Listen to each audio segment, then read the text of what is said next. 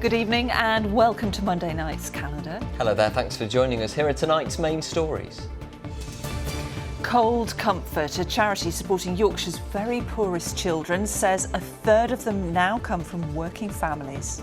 For a lot of the children that we support, this will be the first time that they'll ever had a brand new coat, and what is really special, writing the kid's name in for the first time without another child's name before it. This is where my current phone is, but here is where my stolen phone is, which is in China. Keep your hands on your handset. The foreign black market fueling thousands of phone thefts across our region. Pride of Yorkshire, the 2,000-mile mission to rescue these orphaned lions from war-torn Kiev. So excited and just relieved that they're actually here now, because it's been such a process and such a journey. So excited to welcome them to Doncaster. And I'm in Wetherby, where an incredible 36-hour fundraising event for Martin House Hospice is coming into its last couple of hours. But has it reached its target? Join me a few minutes to find out.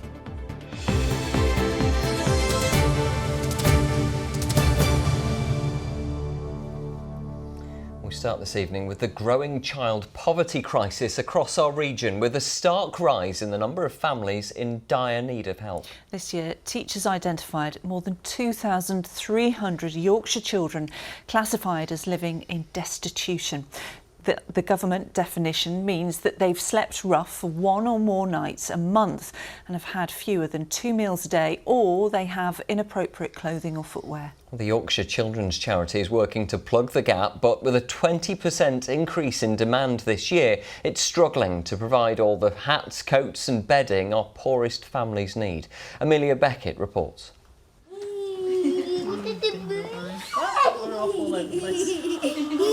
Wow. How's that feel? It's clear how much Isabella's new coat means to her. And for Mum Sian, knowing her daughter has a winter coat ready for when the weather gets colder is a huge relief. A single mum with another child with additional needs, she's currently unable to work. So receiving donated clothes and bedding this year has been vital.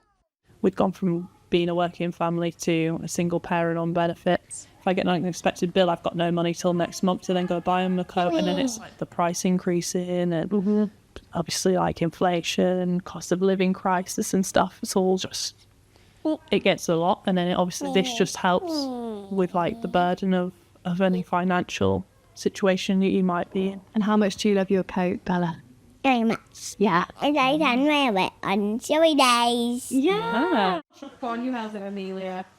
Isabella's one of 29 children at Middleton Primary supported by the Yorkshire Children's Charity this year. Her coat, one of thousands sorted at this warehouse, ready to be distributed across the region.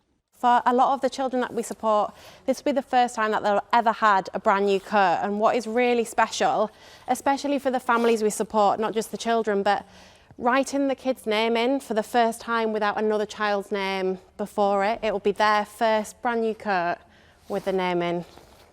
More than 2,300 children across Yorkshire this year are in desperate need of basic items like these.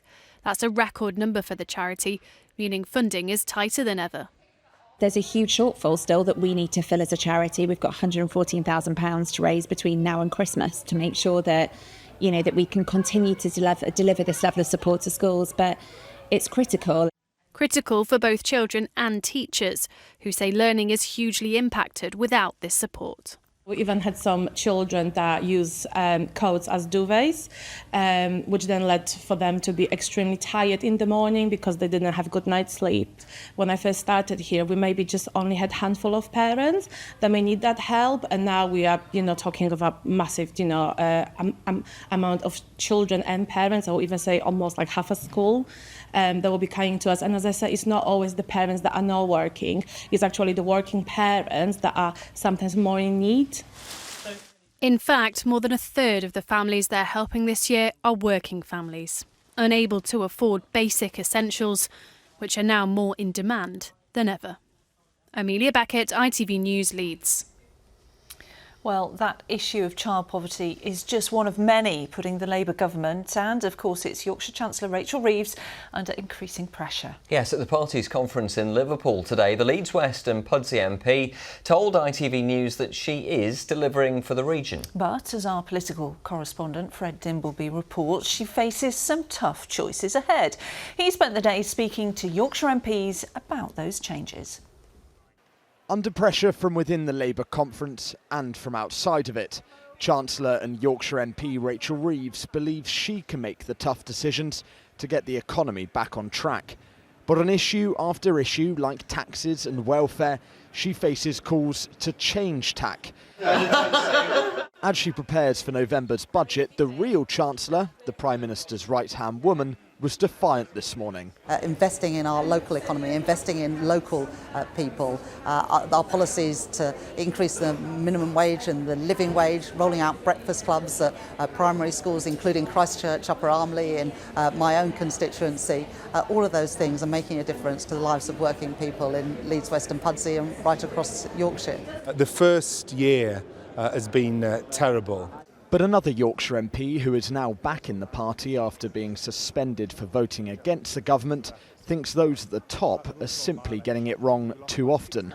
The big test for the Prime Minister at this conference is, can he show that he's capable of turning things around so that next May's local elections and elections in the Scottish Parliament and Welsh Assembly aren't the disaster that the opinion polls say they would be if they were held tomorrow. This is Labour's just second conference since they won that huge majority last year, but already there's a feeling that there's somewhat of an elephant in the room. Not only talk of a leadership challenge from Mayor Andy Burnham, but also Nigel Farage and his Reform UK party, who have been riding high in the polls. Despite that, recently elected MPs and ministers alike still say the government is delivering. I'm not going to be talking about the leadership stuff because I think, people in my constituency, they want to hear what we're going to do for them. And for me, politics is about being solution focused and it's about doing things that matter to local people. Do you think your seat's a threat? Well, listen, I've fought UKIP, I've fought Brexit, I'll fight reform, and I'll challenge them every step of the way to the next election. And ultimately, people will have the chance. Do they see what they want from a Labour government? Do they see from a Labour government starting to deliver the change that we promised? But if the party is hopeful of turning things around in Rachel Reeves' constituency, there was a clear message. Time is running out. They don't really care what we want. It's not the people that they listen to. Price is down. Consumers are suffering too much. Oh, she's a disgrace. Absolute disgrace. Cutting money for people on benefits. She's not bothered. She's got plenty of money. You've had long enough now to have got it right. The reason I think it's taking too long is because they got it wrong in the first place, especially Rachel Reeves. As the Chancellor addressed conference today, she warned of tough decisions to come, but defended the government's record. A proud Britain, a prosperous Britain, a Labour Britain. Tomorrow it will be the Prime Minister's turn to make his pitch to Labour members. The honeymoon is well and truly over, but can this political marriage survive, with Labour now in its second year in power? Well, let's head live to Liverpool now. Fred joins us from the conference. Evening, Fred. What can we expect in that speech tomorrow, and what's at stake for the Prime Minister? Yeah, good evening from Liverpool. Well, I think it's going to be a really important speech from the Prime Minister. There's two things that I'll be looking at closely. The first is this issue of the two-child benefit cap, which is a policy that means that many families only get benefits for their first two children. Now, you heard in Amelia's piece about child poverty there. Some say that policy is a key driver of it, and there's been a lot of pressure on the Prime Minister and the government to scrap that. So I'll be watching to see what he says about that. But the other issue is this point about his authority. We had a lot of talk in the run-up to this conference about challenges to his leadership. But interestingly, the would-be rebels have so far been relatively restrained. You heard in that piece there not a sense of the Prime Minister needs to step down now, needs to be replaced now, but rather he has time to turn the ship. He needs to prove that he's able to do that. With that speech tomorrow, he has to inspire his members, he has to inspire his MPs, he has to show them that he is the right man to lead this party, because there's an undercurrent at this conference, a sense that if he is not the right man, other potential leaders are waiting in the wings. Yes, a challenging day tomorrow for the Prime Minister. Fred in Liverpool, thank you. You're watching Monday night's calendar. Still to come on the programme. Old-fashioned wing play from the Sheffield United man. Finds O'Hare, who finds the corner excellently. A long time coming. Sheffield United get their first points on the board this season. We'll have that and all the rest of the weekend sport just a little later. And weather-wise, it's mainly settled over the next few days, but Friday is a very different picture. The full forecast on its way. James, thank you. Let's get some news in brief now. And an inquest started today into the death of a football fan at Hillsborough last September. Mark Townsend had travelled up for West Brom's away game at Sheffield Wednesday with his nephew. The 57-year-old died after becoming unwell at the game. A GP who went to his aid told Sheffield Coroner's Court that he screamed for help from staff at the ground as he gave CPR, but, he said, nothing came. Now, more than 3,000 phones are being stolen every year in Yorkshire and northern Lincolnshire, some of them snatched from the street to fuel a black market of stolen mobiles overseas. The figures shine a light on the growing problem of phone thefts. The crime has almost doubled in the last year, and it's an issue that police say they're working hard to combat. Chloe Oliver reports. Snatched in seconds.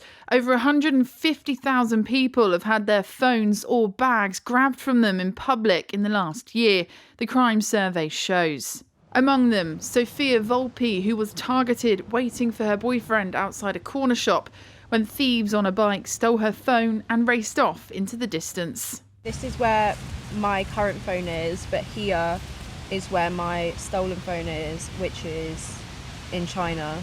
It was quite traumatic because it's that quick that you don't even register what's happened to you, which I think is the scariest part. Like a couple of days after it happened, I was just like, I actually can't believe that happened to me, because you just don't really remember it. That's how quick it was. Now I'm very vigilant. I'm always watching people. I'm always like, oh, is it going to happen to me again?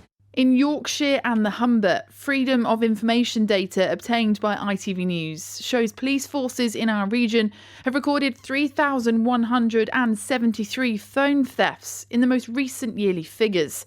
That's 8 phones stolen every day in our region. The Association of Police and Crime Commissioners says phone thefts are being carried out by organised crime gangs because of a growing demand for devices abroad. The government have committed to 13,000 more police officers across the country through the neighbourhood policing guarantee. So that'll see more boots on the ground, more neighbourhood policing, officers who are embedded in their communities, and hopefully that'll help to tackle it. But we've also had the Summer Safer Streets initiative, where we've had antisocial behaviour patrols through local councils and also police officers out on the street. Sophia wants to share her story so others don't fall victim to phone thieves. Holding your phone when you're not using it, it's just kind of like a safety blanket. But put it in your bag, put it at the bottom of your bag. As well as that, learn someone's number, a family member or a boyfriend or a sister or a best friend. Just learn a number, because if you are on your own and this happens to you, you're going to panic. The advice, if your phone is ever stolen, is to report it to your network provider and the police, as well as remotely lock and wipe your device with a tracking app. Chloe Oliver, ITV News. Some good advice there. Well, next to the successful Mercy mission, bringing 3 lions who were stranded in war-torn Ukraine to a new and safe home in South Yorkshire. Yes, the trio finally made it there this weekend after a long 2,000-mile journey from Kyiv to Doncaster. Our reporter Emma Hayward was there for their arrival. After a journey of more than 3 days travelling across Europe, there is nothing quite like a family reunion. Shanti and Raphael rescued from Ukraine and back together again minutes after arriving in Yorkshire. It's been a really hard time for these little lions. In reality, they should still be with their mother. They've had a terrible time out in Kyiv with shelling practically every night. And they've just had a long journey over from Kyiv to Doncaster. After successfully rescuing and rehabilitating lions before from Romania and Ukraine, The Yorkshire Wildlife Park was contacted earlier this year by a centre in Kyiv, caring for 3 young lions in a war zone. Shanti and Raphael were found next to their dying mother, who'd been abandoned, while Oleg's owners had fled. It has taken months of determination on all sides to reach this point, to get these lions to safety and take their first steps in Yorkshire. So excited and just relieved that they're actually here now, because it's been such a process and such a journey. So excited to welcome them to Doncaster. The lions will be closely monitored as they settle in. These are animals that have come from a war zone, so you never really know what you're going to expect with them. So far we've had success with getting the brother and sister mixed back together. The biggest challenge for us will be Oleg, getting him used and settled into being around new people, as well as lions that he potentially has never seen or been around before. Here, this trio is being made to feel welcome, under the watchful eyes of the park's other lions and visitors. Emma Hayward, ITV News in South Yorkshire. Oh, it's good to see them safe, and we'll hope they get better soon. Yes, welcome to the new home in Yorkshire. Right, that's 3 lions. Let's go to the main event now. Here's Chris. 3 lions. Do you like what I did there? Main event. Main event. Main event. I missed that one. It's almost too clever for you. It's late. It's 6 o'clock. Now, talking of late, some late drama at Ellen Road at the weekend. Yeah, Michael, it looked as if Leeds were going to be heading towards another valuable Premier League win, didn't it? But a Bournemouth equaliser in stoppage time turned 3 points into just 1.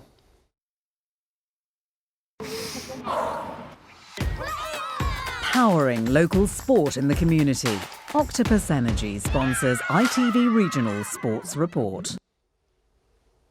Yes, it's now 23 games and over a year unbeaten at Fortress Ellen Road for Leeds United, but they'll still be kicking themselves for not winning on Saturday. Despite this weekend, Callum O'Hare's goal was not only Sheffield United's first in 9.5 hours, but it earned the Blades a first win of the season at Oxford. Manager Chris Wilder says it's important his side build on this, starting with tomorrow's game against Southampton. When you're in this sort of situation, to get that win is big, but which I said to the players afterwards, we need a big performance. We've got it definitely second half. We need to build on it, which is obviously the main goal for us on Tuesday night. Meanwhile, across the city, despite the uncertainty surrounding whether the players and staff will be paid on time this month, Sheffield Wednesday put in their best home performance of the season so far to earn a first point at Hillsborough. They drew 1-1 with QPR. Bradford's fine start to the season continued with a 1-0 win over Blackpool, the Bantams top of League One. Huddersfield aren't too far back, they're in 5th after this great strike from Leo Castledine earned them a 1-0 win at Exeter. Mansfield were our only other winners in League One, piling more misery on Rotherham as well. The Stags' 2-1 win coming courtesy of a super sub, Dom Dwyer, scoring just seconds after stepping off the bench in the last minute of normal time. In League Two, Chesterfield got back to winning ways in some style, putting 4 past Newport. The pick of the goals scored by Manchester City loanee Will Dixon, who ran from well inside his own half before showing great composure to chop and then finish into the bottom corner. And coupon busters of the weekend were Harrogate Town, who ended Gillingham's unbeaten start to the season with a 1-0 win. There we go. That's our sport then. So what football. about football? We'll carry on with Not the sport. Not all the sport. Not all the sport. No. What about the rest of the sport? Well, the rest of the sport, Lara, where else to start than with the Women's Rugby World Cup final, eh? 4 of the starting 15 players in England's historic win over Canada on Saturday hail from our region, and it was one of them, Keighley's Ellie Kildunn, who got the Red Roses up and running, dancing through the Canadian defence in typical Kildunn fashion to score a quite sensational try. It finished 33-13 in England's favour, with captain Zoe Aldcroft from Scarborough lifting the trophy in front of 82,000 fans inside Twickenham. Yeah, we've built this over 3 years, and it was just so special to just kind of take in that moment and enjoy the 82,000 people that were there and with this special group on the pitch. And yeah, it was just a moment where we've bloody done it. They certainly did. Switching codes to Rugby League now, and we'll start with the good news first. The Halifax Panthers wheelchair team beat the London Roosters by 42 points to 32 to win the Super League Grand Final, adding to their Challenge Cup success from earlier in the year. And Leeds Rhinos fans might still be wondering how their team managed to lose their Super League playoff eliminator to St Helens on Saturday. The full-time hooter had already blown when Saints scored what must be one of the most dramatic tries the game has ever seen. Pain and disbelief on the faces of the Rhinos players. Their season is now over. At the end of a week when Yorkshire cricket paid tribute to legendary umpire Dickie Bird, the county did him proud, securing the win over Durham that preserved their First Division status. Halifax's wheelchair sprinter Hannah Cockcroft has questioned the decision to stage the World Para-Athletics Championships in Delhi after racking up her 17th world title in front of a largely empty stadium which can host 60,000 people. And Sheffield's Matt Fitzpatrick was part of the successful European team that retained golf's Ryder Cup in New York. Matt tied his final match with Bryson DeChambeau despite being 5 up after 7 holes. But in the end, it didn't matter, did it, as Team Europe won 15-13. What a weekend of success for us in the sport, eh? Absolutely. Are we up to It's date all now? happening. We're all up to date and I'm out of breath. Thank you. You've done You're very welcome. well. Thank you. Thanks, Chris. Now, finally, they say it's good to challenge ourselves once in a while, but one West Yorkshire charity has, well, taken that concept to the extreme. Yes, Martin House Hospice in Boston Spa. Well, it cares for children with life-threatening conditions, and it set itself the daunting task of fundraising £360,000, wait for it, in just 36 hours. Yeah, amazing stuff. Well, they also say that many hands make light work, and there were certainly no shortages of supporters putting the graft in. So did they make it? Let's cross to Fraser Maud now, who's at Wetherby Town Hall, to find out. Fraser. Well, I'll tell you in just a couple of minutes, Michael. But first of all, I mean, this is an incredible array of volunteers that have been helping out for the last 34 hours, a couple of hours yet to go in this challenge to raise £360,000 in 36 hours towards the £21.9 million project called The Build. This is what people have been up to. They've been out and about on the streets with the collection tins collecting. They've been bashing the phones in here. They've been manning the computers as well as lots of online donations come in. They've been getting support from local businesses, from Sir Gareth Southgate, from Haribo, the sweet manufacturers, and Emmerdale stars like Jay Consul, who plays Billy Fletcher. He's been manning the phones here and we caught up with him earlier on. Martin's House is an incredible charity. Obviously, the work that they do and things that go on behind closed doors helps not only the child that's affected but the families around it, and it's incredibly important for me to be here today. I'm a very small part of what's gone on over the last 2 days, but we just want to make the build happen. So did they meet that magical £360,000 target? Of course they did, and this is the moment when it happened just a couple of hours ago.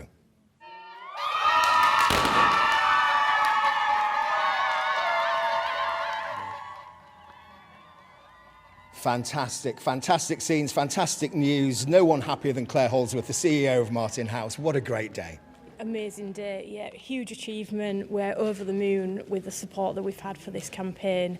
Couldn't have done it without the people of Yorkshire donating. Thank you to everybody who's donated, and we've still got an hour and a half to keep going.